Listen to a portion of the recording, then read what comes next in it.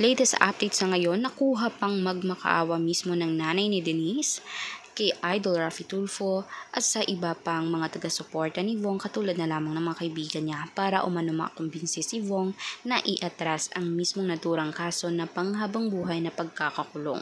Exactly 40 years talaga ang ilalagi nila sa kulungan. Kaya nasasabing panghabang buhay dahil matanda na sila ng sobra bago sila makalabas doon. Lalong-lalo na si Denise ngayon ay 33. Kung 40 years pa ay magiging 73 na siya nang makalabas sa kulungan.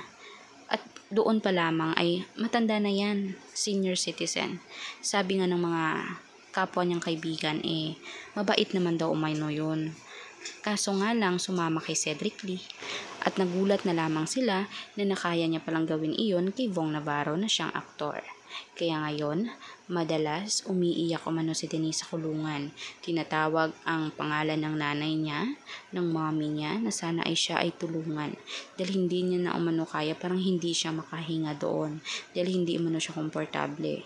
At ika niya wala umano siyang kasalanan. Siguro nga ay na-frame up nila si Vong pero hindi naman umano siya ang tunay na mastermind. Inutusan lamang siya dahil may kapalit iyon. Doon siya nagkamali.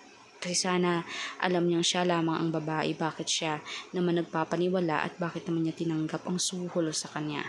Kaya ngayon, kanyang haharapin ang mismong karma niya. Umiiyak siya ngayon, nagmamakaawa sa mga pulis, sa mga media na sana siya ay tigilan na at palabasin na sa kulungan. Kaya naman for more latest updates, mga kanetasan, mag-subscribe, i-like at i-share ang ating mga videos. Salamat po.